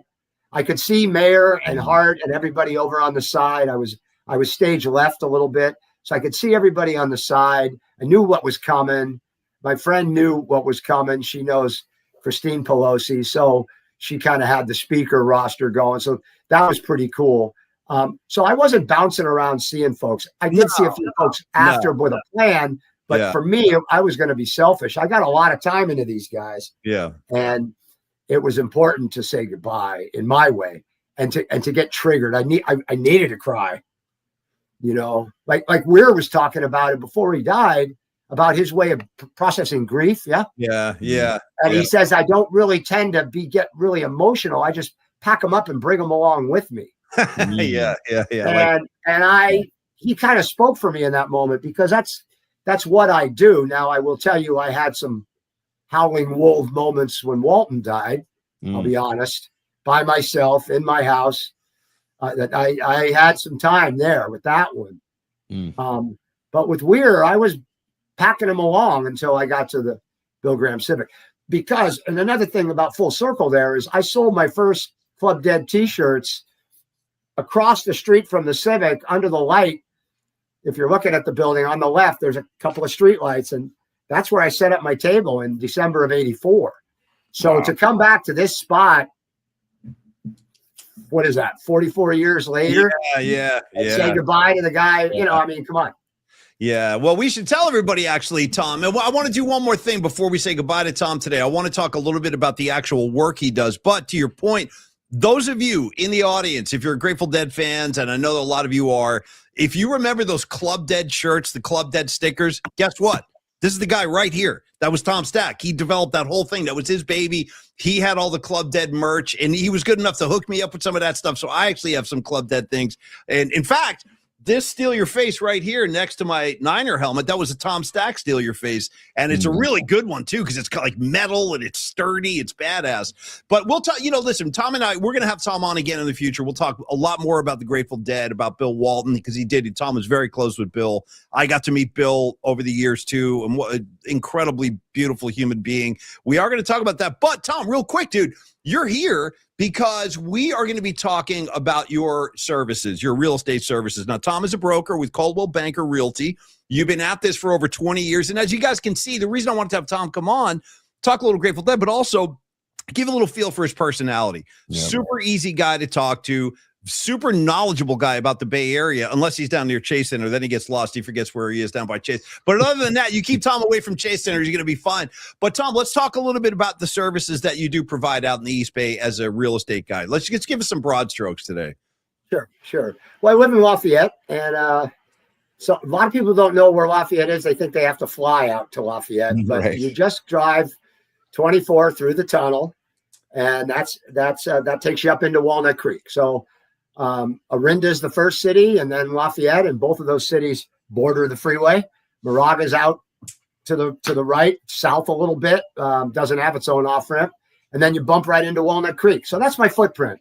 We call that La Morinda. It's a compilation of Lafayette, Moraga, and Orinda. So La Morinda. I work those three cities. I work Walnut Creek. I go 680 a bit, Concord, Pleasant Hill, all the way to Martinez. And then I'll go south a bit, Alamo, Alamo in that area. I'll take them into Danville if need be.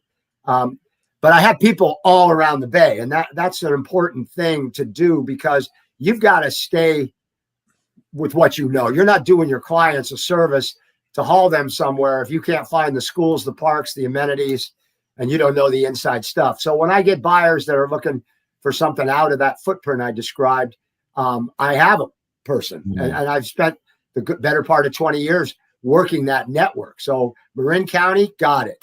Again, fourth generation city boy, but things have changed over there now. And so though I could drive that town in reverse, I still find people to handle that. And a lot of reasons is, I don't want to be in that traffic every day. And let's get somebody who's got feet on the street, maybe knows of something coming, from an office meeting or what have you. So that's how I serve my people.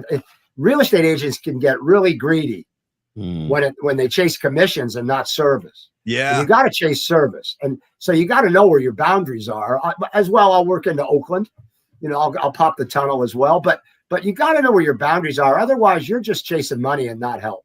And in our business, we are so primed to be able to help people. You got deaths, divorce, families are moving. Somebody's got to go. You've got heirs that live in St. Louis and their parents are here. Help me. So that's where I come in. And you can't really mess up in this business, or word gets out really quickly, much like rock and roll. Yeah. Like I can still call, Another Planet or anyone in there, and I can get a good seat to a good show. I pay for them, but I can call. I didn't F up that business either. And if you on a micro level, if you mess up in the Grateful Dead family, bye now. You're screwed. Yeah, because all the roadies had Napoleon complexes and they wanted to kick your ass at any moment. So you have to kiss a little, and you have to be right, and you have to do right. And they know when you're doing right. So you don't have to show it too much. But that's kind of my motto and my ethos and how I would approach it. Nice. So that everybody gets service. Like Lake Havasu, I'm not going to fly down there. I don't know anything about that, but I do have a great connection down there. So let's put Patty together with them and get handled. I love it. And Tom, and again, once we start doing Tom's proper spots, and we'll start doing those later in the week, we'll give you all the contact info. But for Patty, for today, if you do want to reach out and talk to Tom, we'll give you the contact info right now, 925-878-9964. You can also shoot Tom an email, Patty, if that's your preference. Just dial it up that way. Let Tom know what's on your mind, or whatever your questions might be. We're going to scroll it for you right down here at the bottom of the screen right now. So phone number, our newest partner, Tom Stack, Coldwell Realty in the East Bay. He's obviously, and he's like all our other sponsors in that he loves and cares about the Bay Area, which is meaningful to us too. So it's tom.stack@cbnorcal.com. And again, we'll continue to scroll that and just reach out to Tom anytime. Very easy guy to talk to. Tom, we should mention also that, your love of music, like you've gotten very active with that. You manifested that into producing your own shows. So Tom has produced over 100 shows at the Town Hall Theater in Lafayette. In fact, I played one of those shows with the Freestone Peaches. One of the shows you produced was a Peaches show, and we were all out there. In fact, who you'll probably see in the audience on a regular basis, Tom, is the bass player for the Freestone Peaches, Jeff Faust. He's in the board all the time watching the show. And he's doing business with one of our finance sponsors, Carlos De La Fuente at Flex Funding, who actually, Tony, we need to give some love to before we wrap today. But, Tony, I'm going to give you final say with Tom. You can wrap it up with Tom. Any final questions for today, Tony? Let him fly. Well, no, you already talked about. I just think that we talk about the care and the passion, but also Tom knows the Bay Area, born and raised in the Bay Area in San Francisco, and went to SI and knows the Bay Area. Like just the same way we talk about Carlos De La Fuente knows the Bay Area, born and raised. Same thing with Tom. So you're gonna get, if you work with Tom, you're gonna get knowledge and expertise, and then you're also gonna get a tremendous personality and stories. Okay, like the phone number, Tom's last 4 digits of his phone number are 9964, and then Tom went on to tell us about how Mike, well, because we mentioned Michael Walter from the Niners, number 99, and how Tom was like, he was your roommate for a while, or he rented my room. I was a country song when I was 26. My girlfriend left. And what else happened? Oh, I quit my job in the Silicon Valley. My girlfriend left and my best friend died. Oh. And I packed up to St. Thomas, Virgin Islands, and went down and worked as a bartender with my SI buddy, Danny Buick. Wow. And I lived down there for a year, and I purchased a home with 2 other fellas right out of college down in San Jose. It was a brand new, they were just building it home, one of those. Yeah. And so one of the guys I lived with was a roommate of Doug Cosby in college, and Doug was a tight end for the Cowboys for many years. Hell yeah. He was a good tight end too. He was good. all pro. And so Mike Walter got cut by the Cowboys at one point, right about when I was leaving. And Doug called Mark, my roommate, and said, Mike needs a place to crash. And Mark's like, well, Tom's moving out. So Mike Walters took my room, and then won a ring that year. Yeah, hey, Mike Walter could play, dude. I gotta say, I know. I would have been happier having him as my roommate because that would have meant games and all that stuff. But right. But I'm down in St. Thomas, and I check in with the fellas, and they go, "Yeah, we got a 49er staying in your room." I'm like, "Well, how much is he paying me? Because I'm still paying the mortgage here." Yeah, totally. Guys, we should also, if we're going to shout out the great 99s and 49er history, someone's got to do it. Might as well be me. Let's not forget. I mean, he was a comet flashing across the sky, but for those 2 or 3 seasons, how dominant he was. Shout out Alden Smith. He also wore 99. Alden Smith. What did he have? Like 19, 22 sacks, like as a rookie or whatever? He was unblockable. And Justin Smith right next to him. I miss those defenses, Tom. I really do. Well, for sure. But I mean, he missed them too. He drank his way through the fucking season. Be nice to Alden. He was a sweetheart. I'm telling you. I guess. He was. But he cost us a couple of years because he couldn't keep his shit together. He ain't the only one. Can we talk about Saturday? One other thing I want to talk about Saturday. Come on. I was so surprised when the Monks came out. Yeah. I was happily surprised. How about that? Me too. Yes. If anyone recalls the last show in the Bay Area, June 4th, 95 at Shoreline. Yep. They came out during the drums and space portion. Yes. There were quite a few of them. I recall 6 or 8 of them at that point. And in my current condition in that moment, I toured, incessantly, but I did not sign up for that summer tour, mostly because they were all at major size venues, right? Minimum stadiums. That place in Vermont, Highgate, was like 45,000. I mean, there was zero intimacy on that tour, and I just didn't want to do it. I'd already been to Deer Creek. I'd already been to some of these other places. I like to go and check off the venues, just to say I did them. So I didn't want to go to Deer Creek again. Going to Indianapolis in the summer isn't a destination, so to speak. So in that moment when the Monks were doing the drum space, what turned out to be Jerry's last show by the Bay. Correct. I was a little too close for comfort with the band and everything. I knew too much. So I knew where Jerry was at, and having them come out in that moment, I felt like that was them with those voices. That was them lifting Garcia up and out of the Bay. Love it. To me, it was their way of giving him wings. You don't know what they're saying in Tibetan, but my God, it's powerful. It is. And it's almost better you don't know, you know what I mean?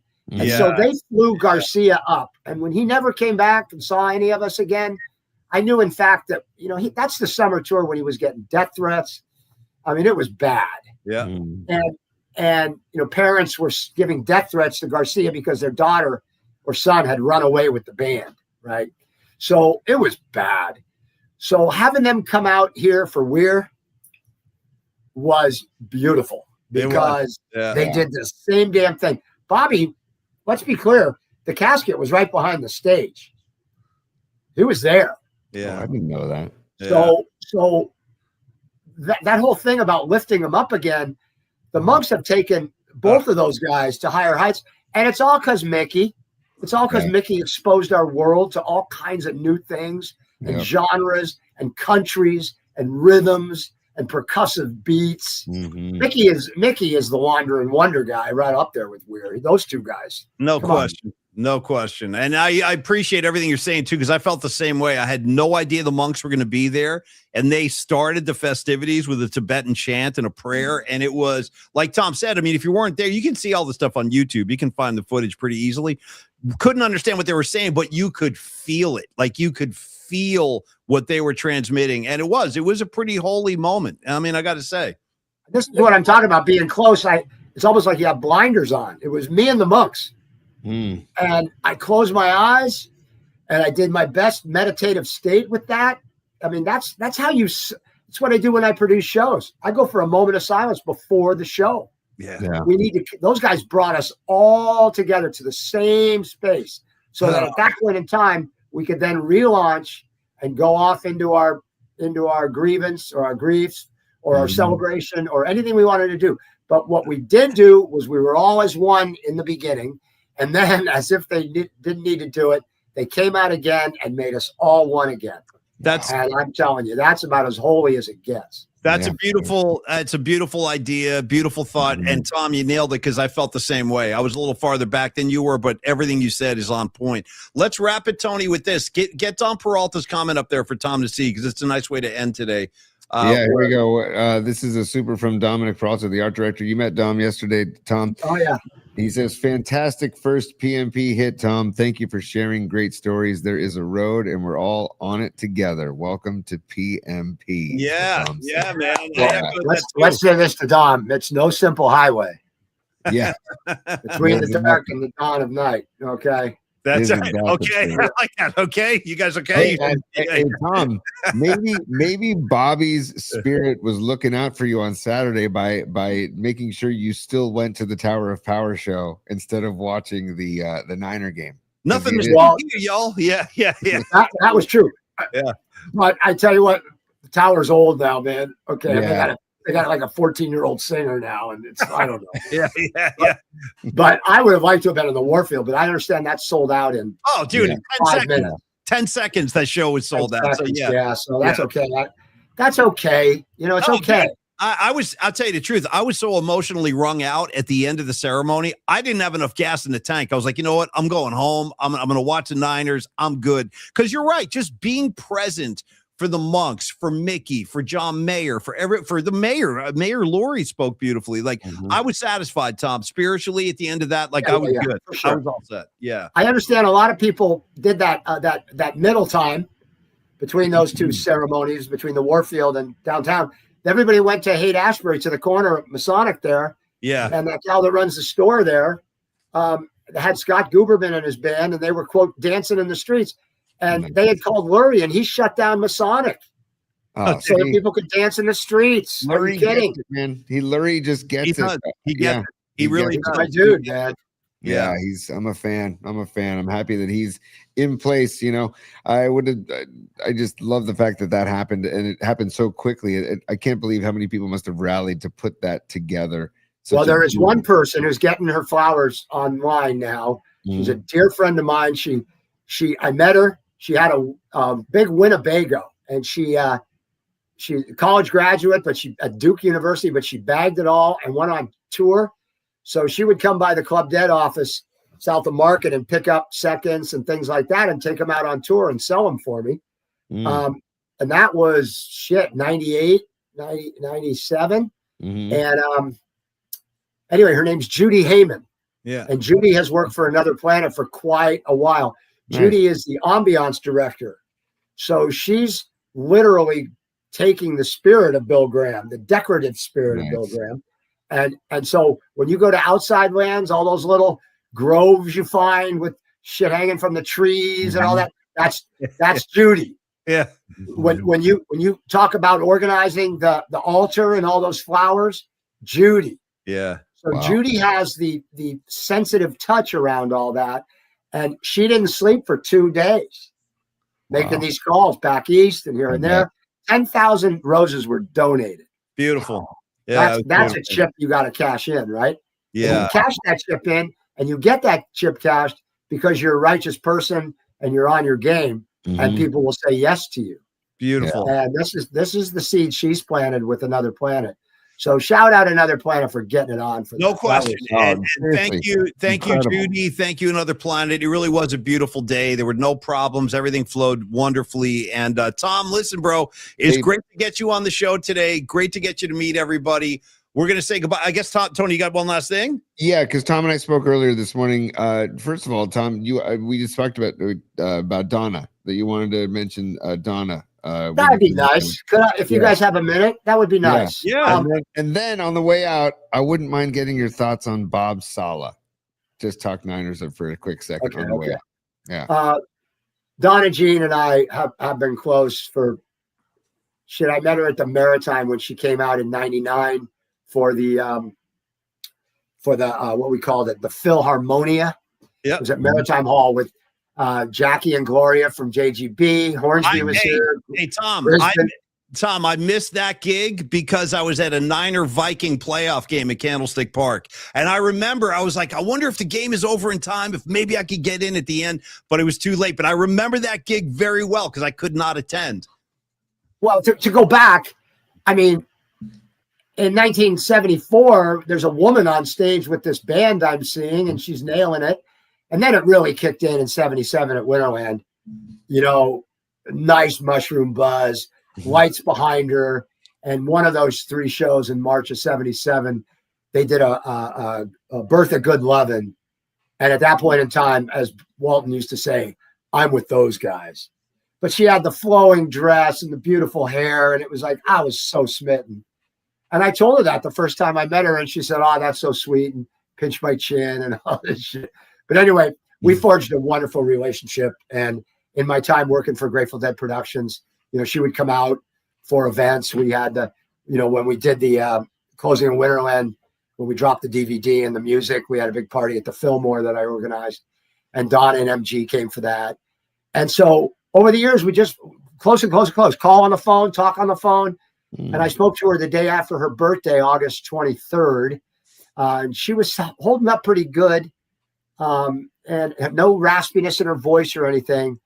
And it wasn't long thereafter, about 3 weeks thereafter, that it really hit her, this cancer. And she went up to Nashville for treatment and never came home. And I heard about it on my last beautiful night in Portugal this fall, after the most stunning sunset of my life. And then I get back to my place, a little condo I was staying in, and the phone lit up. And, you know, we only have so much time. We don't all go at the same day, right? So it's we had almost a 2-hour conversation the day after her birthday. I had written her a love letter before that. She called me her boyfriend. If you ever met her anywhere out there, she'd say, Tom Stack's my boyfriend. And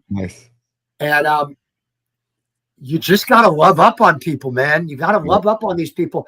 She needed the thanks. She was not, you know, she didn't get as much love. She did get her love upon her exit.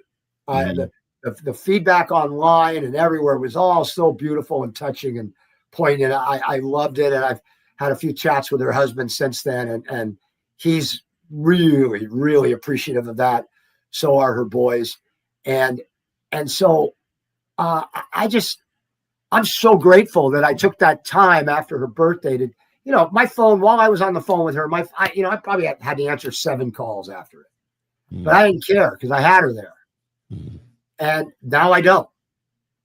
Yeah. And it wasn't a fanboy situation. It was 2 people talking. I got you, man. Yeah. Helping. 2 people loving, you know, 2 people sharing. Yeah. And, you know, Bobby had a lot of guys like that. And I hope they had a minute with him at the end, because he was a man's man. He was a dude's dude. And I hope that those Mill Valley dudes and all the Chief players, I hope they all got some time with him. And I'll find that out. But for me, Donna was my best friend in the band. And I've done a lot of shit with Billy. You know, I've gone down the Grand Canyon with Kreutzmann, with Walton. I went to the White House with Kreutzmann for Nicole's wedding. I mean, I've had big times with Kreutzmann, big times with Mickey, a few times with Jerry, all of them. But Donna was my best friend in that band. And the day that I was driving into the Fillmore for that Saturday for that BGP party. I popped the tunnel coming from the East Bay, and there is the view of Tam and the Bay and everything, and Sutro, and it was crystal clear day. And Gary Lambert on Sirius was playing "It Looks Like Rain," Paulie, from your place, the Cap Center, and I believe it was 73. Okay, yeah. And Weir was still here, as far as everybody knew, and they brought, if you any deadhead out there, find the Cap Center 73. My dead bases are holding up my computer here, so I can't tell you the date. But it's 73, and there's a "Looks Like Rain" in there, and those two brought it down to a whisper. Yeah, nice, nice. Yeah. And then it finished, and it was gorgeous, and our day was our day. And 2 hours later, everyone in the Fillmore in the dark lights is talking about Bobby leaving. Yeah. So for me, that was the last, shall I say, song I ever heard of Weir's while he was still on this planet. I dig that. Wow. No, that's good. And he did it, and he did it with Donna. Yeah. See. So wow. you only get so much, man. That's it. That's these people are all going. These people are all going. What's going to be next? What's the band going to do next? I'm like, give it a rest. Yeah. You should have had enough. This is enough. And wherever you are in Cincinnati or Denver or Miami or Boston, go support your local dead band and have a couple pops. And go enjoy your life too, and get out of the house. Your life. Go enjoy your life. Enjoy the moment. I've learned that over the years too, Tom. It's not about staying home and being like, nah, I don't feel like go out, dude. Take advantage of the opportunities that are in front of you. Become part of the scene. Whatever scene is the right scene for you. Dive into it head first. Yeah, make your own scene. DIY, baby. But let's take any and all pressure off those guys. I mean, what's it going to be? Mickey's done. He's 82. He's got 30. They've done enough. They've done enough. They've given us. Mayor owns the name. Mayor has every right, with Irving Hayes off, to take this band where he freaking wants to. Yeah. But who are they going to be? Well, we'll see. We don't know what the future is going to bring. Whatever it brings, we'll see. Tony, get your final shot out there, man. Go. What's that? I'm sorry. Robert Saleh. You said you had one last thing. So I just want to know Tom's thoughts on Saleh, because Paulie and I aren't exactly thrilled with him leaving and thrilled with him just coming in for a year. And I don't know. I almost feel like he's taking late night interviews, Tom, on Thursday before a Saturday divisional playoff game. Dude, cut the crap. He said he was going to interview on Sunday. Yes. And he didn't uphold that. He started taking meetings in the middle of the week. And I didn't know that till you guys. Yeah. He's a bad mofo. You got to admit. Right. Yeah. And he's going to get his horses back. So, But I mean, he's doing the same damn thing. That's probably the only. He probably couldn't have gotten the Ravens job or those jobs. So he got a job with a 2-14 team or whatever. Yeah, 3-14 again. Yeah, I know. So what the hell, dude? Yeah, I know. What the hell? What the hell? Paulie, leave it there. Stop right there. But he probably tripled his income. Yeah. Yeah, Oh, of course. yeah. No, of course. And the last thing we got to know about sports or rock bands or you name it, they know more than we do about the situation. Mm-hmm. He knew more than we did. He may have an update on Bosa's knee. He might have said, I'm getting while the getting's good. I don't feel like rebuilding this group again. I don't know. No, he wants to be a head coach, man. Yeah. That's what they all aspire to be. All the assistants. Well, triple his income. Look up what he's going to make versus a DC job. And it's a very elite group, or it's a very exclusive group, I should say. Very exclusive, being part of the head coaching fraternity in the NFL. And, that's how he sees himself. And the Jets, I would not judge him by the Jets. Now we can really judge him, and we'll see what kind of head coach he's going to be. And listen, the Nashville media is not going to hit him like this.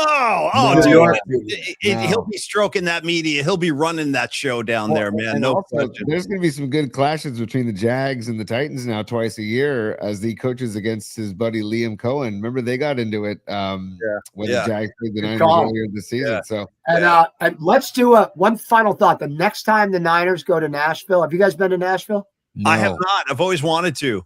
Oh, okay. Well, I've been once. Mm. I'm having a dry January. You're going to need a dry month before you go down there. But let's do a PMP road trip and charter something and go to Nashville. I'm in. I'm in. That's how we. That's a Niner trip. I'm already in. You don't even have to twist my arm. I'm 100% committed. In. If anybody needs to know why we love having Tom as a partner and a guest on this show, it's thinking like that. It's I'm horny to tour. I'm always horny to tour, and let's tour with a team now, not a band. Thanks for coming on today. Great to get to meet you publicly, formally with the audience. We'll start giving your spots on Thursday, and you're going to see Tom again. We'll have Tom back on in the future, but Tom, onward and upward. Thanks for joining the PMP family, and great talking to you today, brother. That's awesome. Thanks for having me. I appreciate it. Cheers, everybody. I'll be in touch. Peace. Tom Stack, everybody. There he is, dude. And he can go all day. Obviously, he can go all day. But I'll treat you like a rock star. Says it all right there. Yep. It's exactly what it's all about. Look at the music notes coming out of the houses, out of the roofs of the house. It's pretty sweet. Paulie, that you guys were talking about the monks. Don, can I share something real quick? Don Peralta. He had this, he took this at the celebration of life on Saturday. And I thought I would just share it since Tom was saying that about the monks on stage. And I just want to make sure I do it justice here. Okay. Give it full screen. And just check this out, though. Don Peralta took this video and sent it. Here we go.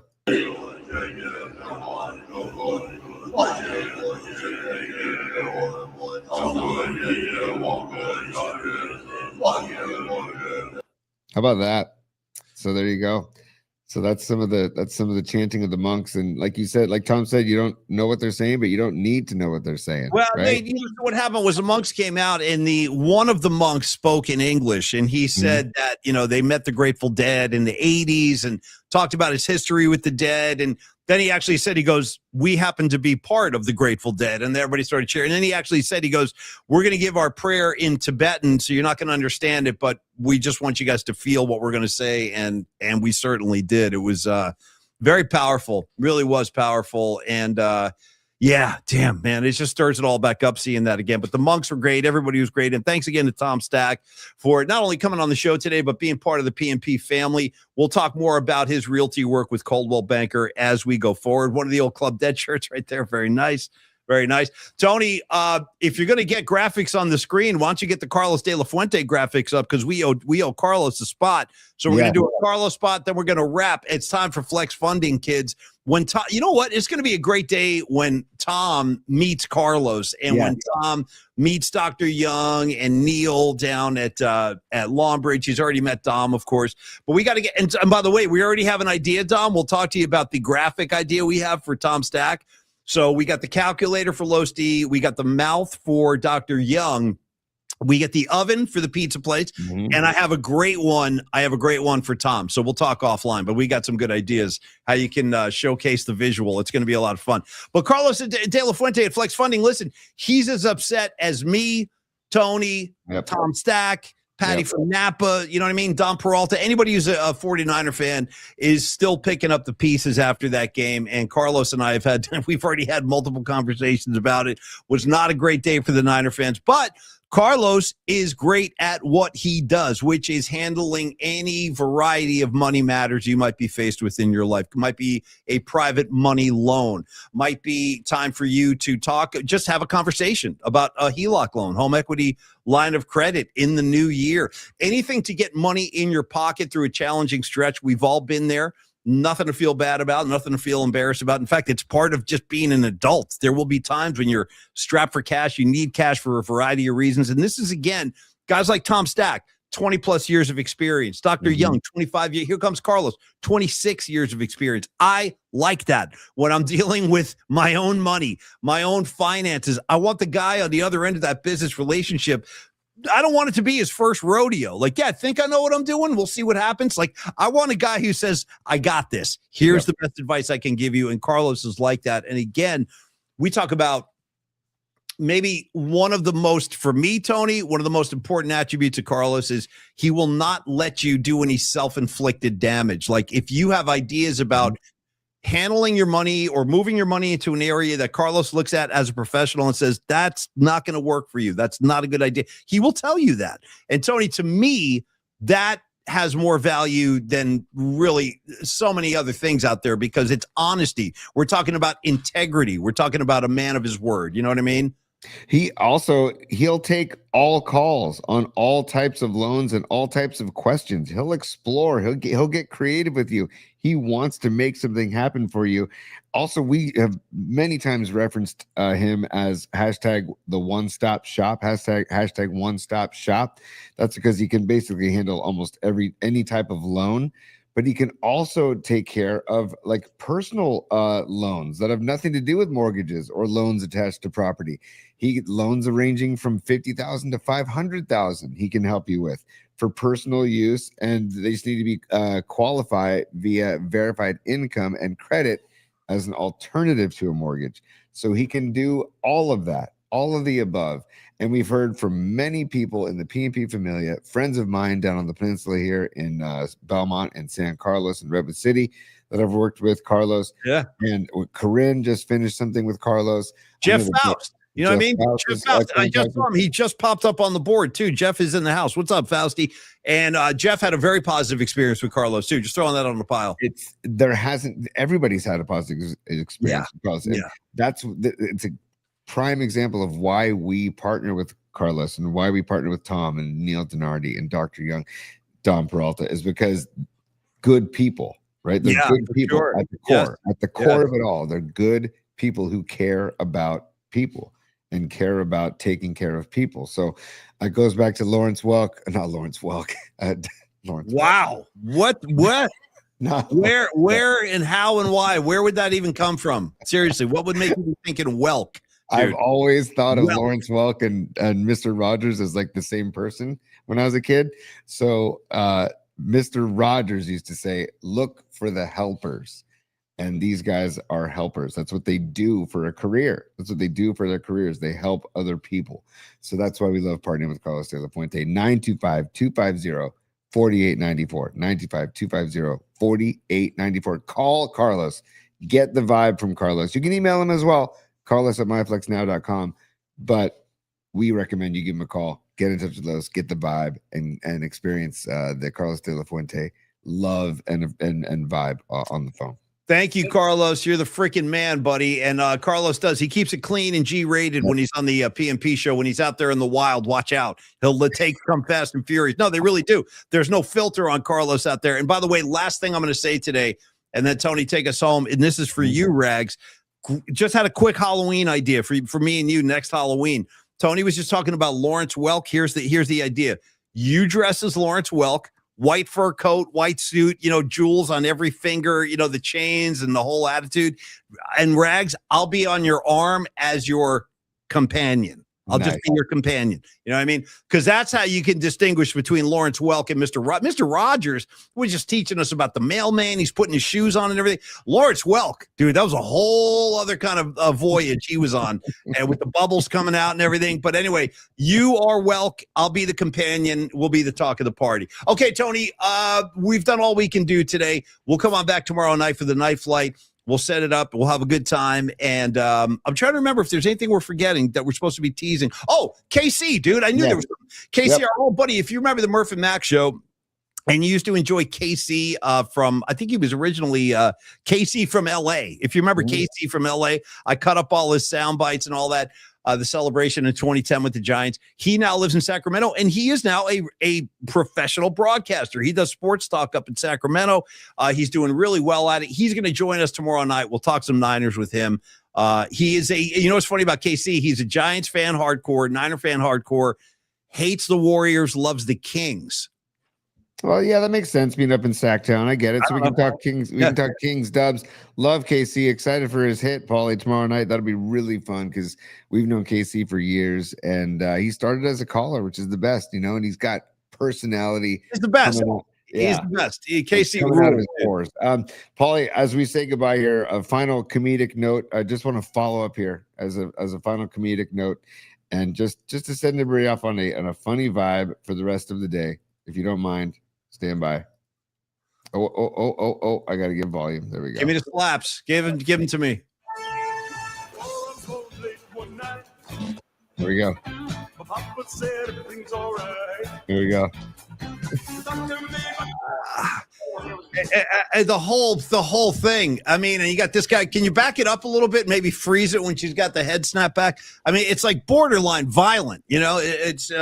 By the way, shout out Vince Fontaine. By the way, Vince Fontaine, if I may, Tony, he's in the Epstein files. You know what I'm saying? He really is. When they finally, by the way, there's Crater Face and Rizzo on the bottom right. Crater Face and Rizzo. See, you can't blame me for thinking Crater Face was involved with the slaps. I knew he was nearby, and yes, you are going to find Vince Fontaine in the Epstein files. Tony, go ahead. Let's finish one more time. There we go. See if we can pause it.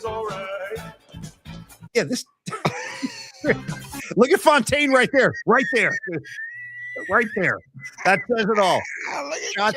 Cha-cha is in the throes of ecstasy. You got Fontaine with a judging eye, and Kaniki with the hands, dude. The hands. Yeah. Oh. Yeah. Yeah. Okay. Fontaine. All right, Tony, take us home. I'm out. Yeah, take us home. That's all I got, man. So Cha-Cha, thank you, man. I'd love to see where Cha-Cha is today. We should maybe find out where Cha-Cha is and get her on the show. I think Noemi had Cha-Cha info. Noemi, bring it back tomorrow night. I think she had updates on Cha-Cha. We'll get into that tomorrow. Yes, and follower 795, perfect note to end on. I always was curious why Cha-Cha was 40 in high school. You know what I mean? Yeah, you just kind of looked the other way on that one. She got held back a couple of years, I guess. All right. Well, as we end the show, then let's just do this to end the show because why not? The rules are there ain't no rules. Business hours are over, baby. It's business. It's business time.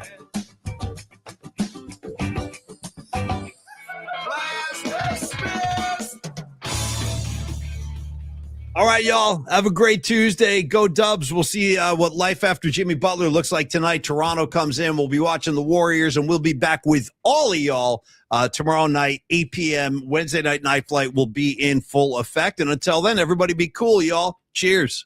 Take care, y'all. See you tomorrow night, 8 p.m.